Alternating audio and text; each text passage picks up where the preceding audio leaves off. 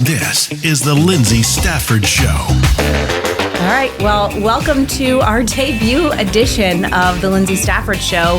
And our series right now is featuring local legends here in Middle Tennessee. And I am super excited to bring my friend Dan Degiulio here as our first guest. I have been a business owner and entrepreneur myself for multiple years. And part of my journey has led me to want to help other people through their journeys. And so this podcast, the reason you should listen to it is because we're going to feature some great business owners, but you're also going to learn some things about entrepreneurship, about business, and about the journey. So that's what we're going to talk about today. And I'm really excited for my very first guest here, Dan, who is the owner of Junk Remedy. Dan is not a native local to Tennessee, but he is home now. So what brought you here, Dan, to Tennessee? All right. Well, thank you very much for having me on the show. Super excited for it. But yes, so my whole life I grew up just outside of Chicago, Illinois. Okay. I have a mom, dad, two sisters up there. And what brought me to Tennessee was business, actually. I didn't really know anyone here. I just knew that the population in the state was rising and Nashville's been booming, which for my business is a plus because that's bigger population, the more business, the more demand for it. So that's what brought me down here initially. I was stuck between here and three other areas, but I've always loved Tennessee and Nashville. And I'm a big country music guy and I love the weather as well. So yeah, you can't beat the weather here. No. It's literally perfect. Although the 100-degree days can sometimes be a little challenging. When I'm working outside and it's more of a physical labor job, then yes, that is when I'm like, well, it's a little warm, but maybe Chicago's better, but it's not when you think about the snow and all the weather there. Nope, not even close. Yeah. Okay, so Junk Remedy. Did you start Junk Remedy before you came here, or was that something you started in Tennessee? So actually, my business partner, who is my second cousin, Nick Degiulio, he started Junk Remedy up in Illinois. Okay. He's been established there for about 14, 15 years. Okay. When I was growing up, I started working for him, and I loved every single day of it. That I went to school when COVID hit at Illinois State. We got sent home our freshman, sophomore year, but we were deemed essential workers. So I was a full-time student on top of a full-time employee during COVID. I realized that how much I really enjoyed hauling junk and working with people, and just every day is different. So I figured I really don't want to go what I was supposed to go to Illinois State for, which was risk management insurance. So I sat down with Nick and I said, hey, what are your thoughts about opening up another branch? And, the light really lit on between the both of us that we're like, wow, we can really make this happen. And sure enough, we did. So I transferred out to Western Kentucky to start learning where Franklin, Brentwood, Nashville, just starting to learn the lay of the land. And that's how we came to be. So now we have the second location here. That's fantastic. Now, I love the journey. So college is kind of the assumed next steps after you go to high school, right? It's like, well, what college are you going to go to? By the way, the only sorority frat parties I've ever been to was at ISU. That's awesome. My best friend growing up went to ISU. I went to college in Boston. There were no Greek life there. So I still have the boots from the barn dance that I went to. That's great. That's great. In the cornfield. But that's, I work with the Entrepreneur Innovation Center here in Williamson County, which is an amazing program that helps high school students in Williamson County that are studying for entrepreneurship. And I like to ask the students when they're seniors, what are your plans next year? Not where are you going to school? Because there's this culture of you have to go to college. So how did your family feel about you changing courses, and what made you so convicted that this is what you were going to do, that you had the courage? Because a lot of people have these thoughts and they don't have the courage to do it. Yeah, so that's actually kind of a tough one because my family supports me 100%. We're a very close linked family. My mom especially she's always been in my corner. Of course, you have those people that are, that's not smart. It's a bad time to open a business. And then the first thing is, what are you going to do when you fail? Not if. Yeah. It's always just when. And I'm like, you know what? I've always been a risk taker, and I realized that I wanted to work for myself. I've always been an extreme extrovert, and I just like trying new things and taking risks. So I was like, you know what? Let's try it. And if not, I do have my college degree to fall back upon. But in all honesty, I learned more about the business on my own time than I did actually in school. And I enjoyed school because I did enjoy learning about, accounting, finance, that kind of aspect of things. But in the end of the day, it was really standing up and just saying, we're doing this, let's go. And sure enough, we did make it happen. So it's the support from others that really helps. But at the same time, I also use a lot of the times you don't get a lot of support, or the support that it would be nice to have. So I kind of use that more as a motivator to really get out there and try hard to show everyone like, hey, it's possible. Sure. I did it. I'm still doing it. And I'm now over a year under my belt, and my doors are still open, and we're still working here. So and doing awesome, by the way. Yes, we just smashed through our goals for amazing the quarter, actually. So yeah, I want to talk more about what your future looks like and what you're doing, but I want to hit on this because the goal of this show is really to help entrepreneurs, right? That's one of our goals here, is to help teach entrepreneurs and motivate and inspire. When you were faced with that adversity of the naysayers, which if you own a business or you've started a business, you know that there's going to be that party. There are people that are going to try to tear you down before you get started, maybe even from a place of love. Absolutely. But it can impact you. And a lot of people don't follow through because they get stuck in that world. What lessons did you pull from, or what tools did you use internally to push yourself past those situations when someone you cared about or trusted or respected kind of try to pull you down from your dreams? It wasn't, I never shut anyone out. I've never been like that. I would just, everyone's entitled to their own opinion. So if you don't think I'm going to do it, that's fine. You don't have to tell me every other week, but realistically, it was a motivator for me. So I love the endless support, especially from my mom, my dad, my sisters. The support is great. But in all honesty, I kind of like the naysayers at the same time, because that's what drives me to do better. I don't really understand if it comes from, you see how I'm doing and then it's you're wrong type deal. Yeah. But in the end of the day, it really is kind of a driving force for me. Yeah. When times get tough, when the phone slows down from ringing, during Christmas and New Year's, it's like, well, I'm kind of sitting here and I'm not working.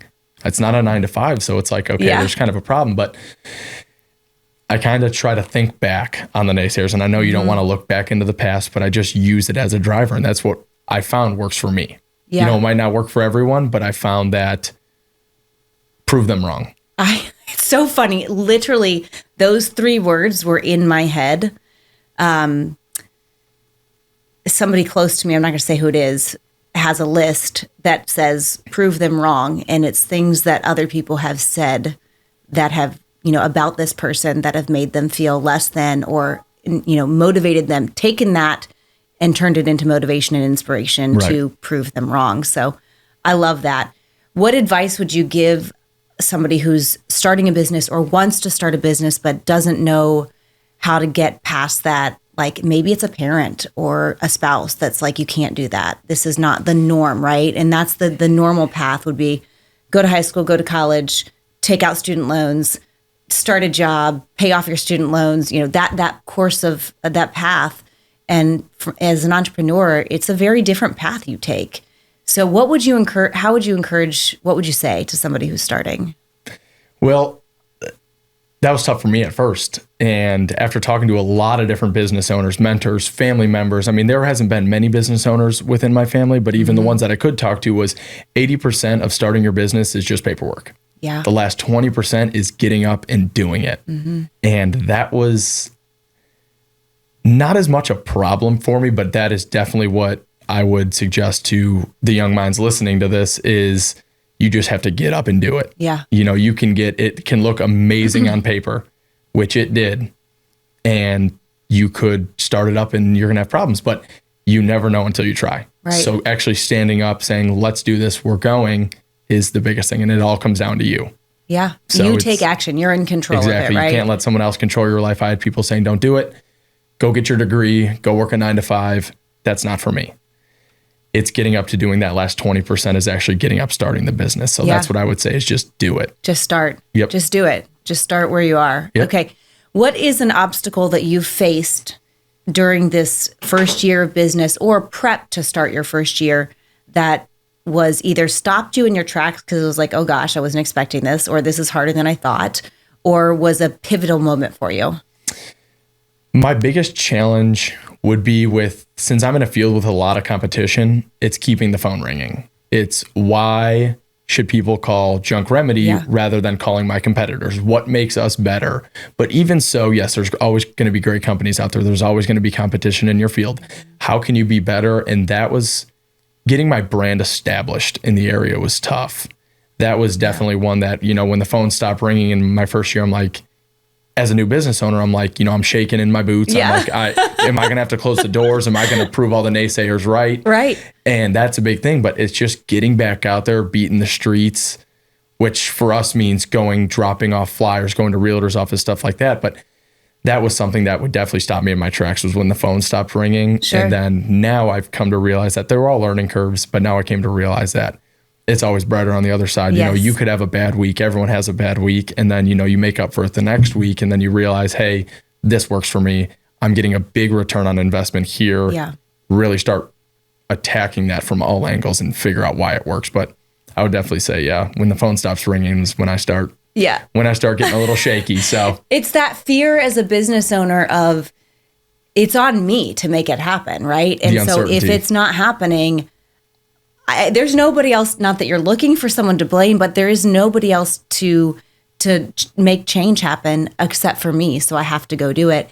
And I think that roller coaster, I kind of always say when I'm mentoring or coaching business owners is you have to stay even keel. You cannot get too high on the high or too low on the lows. You just have to make a plan of action and stick to the plan. Be diligent with this is the goal I'm looking for, but maybe I change the path of how I get there. Maybe I have to pivot a little bit because this wasn't working for me. So that's a common challenge I think for business owners is just riding that ride. Ride the wave. Yeah. And not getting too emotional about it, right? So I want to talk for a second about your brand and establishing that because that is a challenge for every business. You have to identify what makes you different, what makes you special, what makes you unique. And then you have to make sure people know who you are. Right. And there is this like, look at me, I'm over here. You got to come see what I'm doing. I'm so great. And before you feel that, like, you are, but you haven't had any affirmation or confirmation of that. You have to go shout that to people. So what did you do? So the biggest thing that I utilized would have to be social media. Okay. And the new world that we're in with ChatGPT is how rather than I don't have someone that does my social media. I do it myself. So I take the pictures, I upload before and after, stuff like that. But it was getting out there. And then after every single job was asking for a review. Sure. The review is great because then I would screenshot the review and post that on my social media. And then people start reading that and it starts expanding itself into whichever algorithm, people's accounts are in. When you start looking at my company, it'll start popping up. They have 65 5-star reviews. Each one of these is positive, saying phenomenal feedback, all that good stuff. But it's really the advertising. So Facebook, Instagram, even TikTok now I started joining into because it's a lot of people like seeing the satisfying. I haven't done it yet. I've got to I have one. I think, I think my son is my TikTok friend or follower or whatever. He might have removed me. I don't know. Getting on there and actually utilizing like social media is such a tool in today's world that you need to understand, and it takes some time to learn how to market yourself. There was things I was doing when I first started that, they weren't proving to work that well. And I started taking 90 degree turns here and there. And I kind of found what worked for me and I stuck with it and kept pushing it. But utilizing social media is how I'm getting my brand out there the most. Nevertheless, driving the dump trucks we do are fully wrapped trucks. So parking those in high visible locations on the weekends, or if I don't need that truck a certain day, parking it so people see it. Yeah. That is, I paid for the wrap and now it's just free advertising for me. So those are definitely biggest ones for me, but I try to stay very active on social media and let people know. Job. Thank you. Let people know that we do donate a lot and give back to the community. And I know a lot of people like to see that. Yes. Nevertheless, seeing that we're a small family-owned business, that is a really big niche that people like to see. Yeah. So that's definitely a stressor for me, is really trying to push that out there. Yeah, getting out in the community. There's so many different, this is a struggle for a lot of business owners, is how do I get? And it's not one thing, right? Marketing, advertising, branding is lots of things put together. And I love that you're part of the community. You also are very active in networking. We're in the same BNI group, which I think you were my guest the first time there, right? That's right. And that's because I'm in your... I think you're on the back cover of one of them. Yeah. Yep. There you are. There it is. Here on camera. There you go. Back cover. And that's, I mean, you said this is the customer that I'm going after. I'm going to, put my name there, put my logo there. And I tell people that all the time, go to whatever the schools are asking you to be on a banner or a church or something like that. Be a part of that. Exactly. There's a difference between advertising and sponsorship, and it sends a different message, which is exactly what you're saying. I'm part of the community. So where can people find you? People can find me on every social media platform. Okay. We have a full website, Google pages. Okay. Yeah, every single social media. And your Instagram is Junk Remedy? My Instagram is actually Junk Remedy TN. Okay, so Junk Remedy TN. My cousin Nick is just Junk Remedy. Same with his Facebook, but mine is Junk Remedy. My Facebook's Junk Remedy, Nashville, Tennessee. Okay, Instagram's perfect. Junk Remedy TN. And we'll of course have all those linked here for you too, for anyone who's watching or listening. But that's where we can find Dan.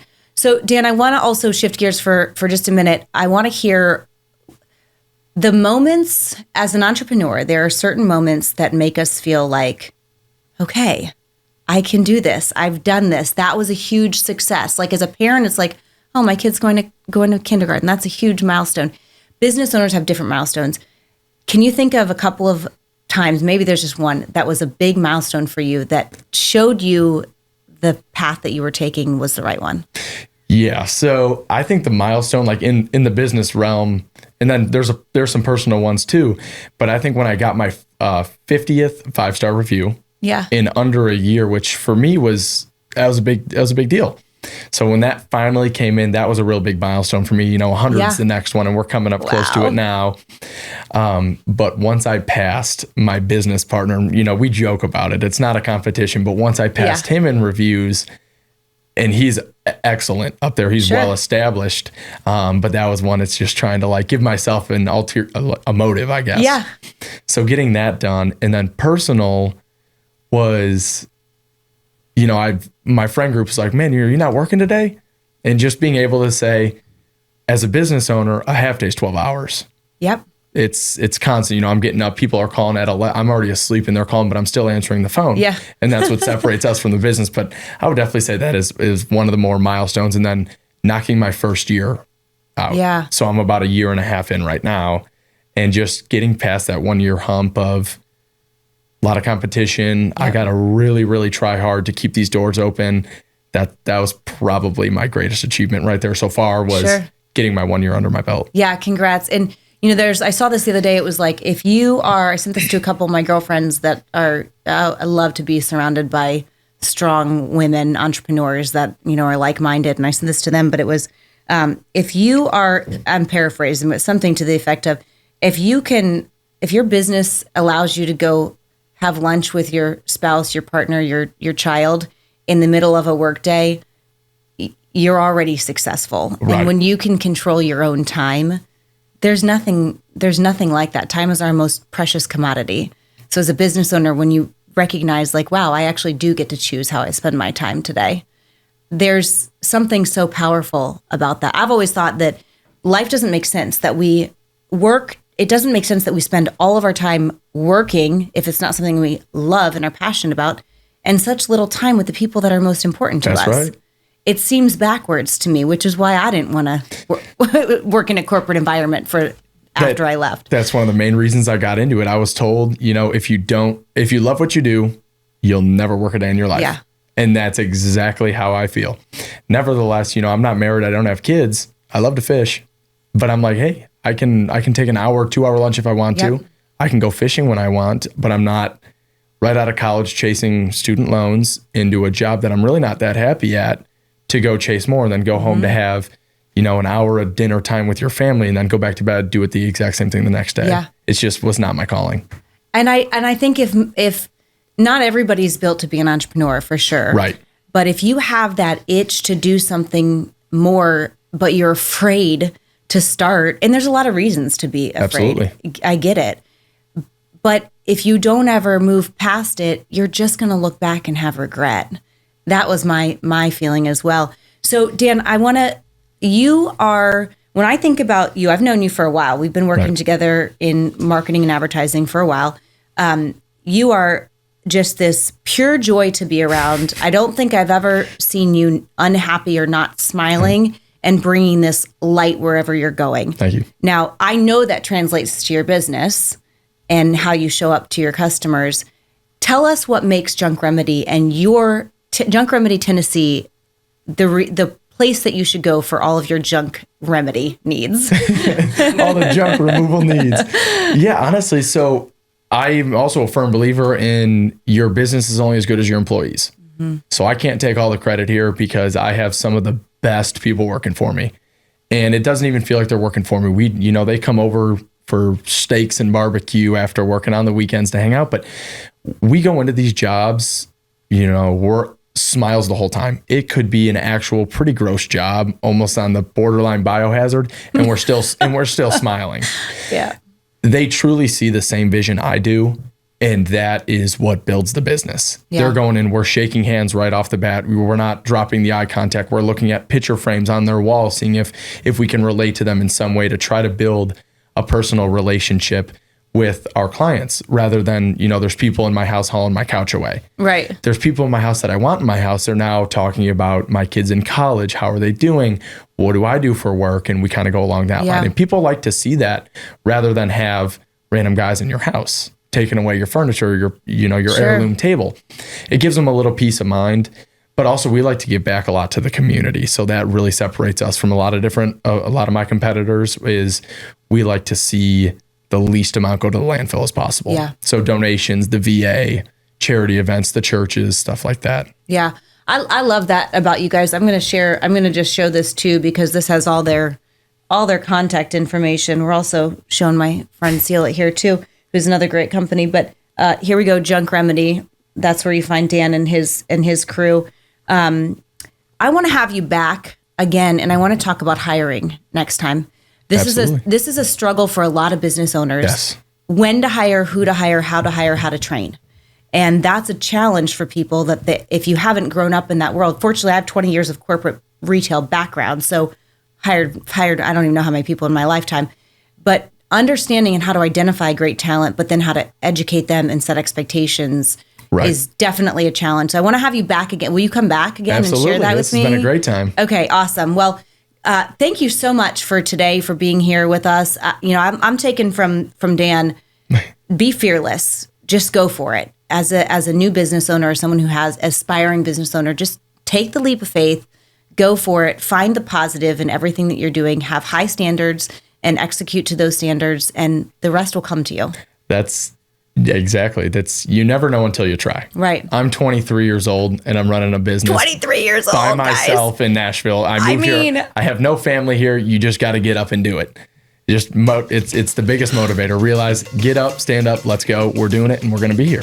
All right. Well, that's it. That is the first episode of the Lyndsay Stafford Show. We're featuring local legends in Middle Tennessee, tailored towards business owners here or aspiring business owners. Thank you to Dan Degiulio for being our very first guest. You can find me on Instagram at Lyndsay Stafford or lyndsaystafford.com. All the links are there. Go follow, like, all of it. Go find us.